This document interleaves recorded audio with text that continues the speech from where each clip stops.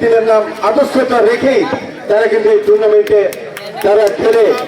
কিন্তু আজকে বিভিন্ন দর্শক জোরে হাততালি, দর্শক জোরে হাততালি এবং অত্যন্ত আনন্দ উল্লাসিত এবং শ্যামপুরের প্রতি আমরা সন্তুষ্ট। শ্যামপুরকে আমরা যেভাবে বলেছি, যেটাই বলেছি রাজদিন, সেভাবেই শ্যামপুর জানিয়েছে, কখনো আমাদের সাথে প্রতিবাদ করেনি। এবং শ্যামপুরের টিম আদর্শ তাদের আরো উদযাপিত। এই টুর্নামেন্টের চ্যাম্পিয়ন ট্রফি খেলা ঘরের টিম ম্যানেজার এবং তাদের সেই দলীয় ক্যাপ্টেনকে নিতে আসার জন্য বিশেষভাবে অনুরোধ করছি।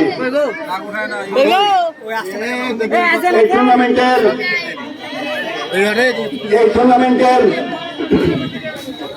চ্যাম্পিয়ন ট্রফি শিবগঞ্জ দাঁড়িয়ে থাকলে হবে নাকি? আস্তে শিবগঞ্জ মানা করছে বলে নিতে আমি তাই জন্য বলছে। আমাদের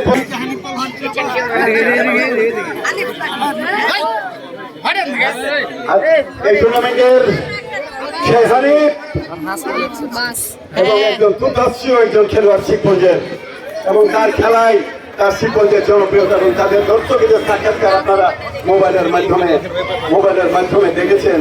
প্রিয় দর্শক, দারুণ সুতুচ্ছ, উল্লাসিত, আনন্দিত।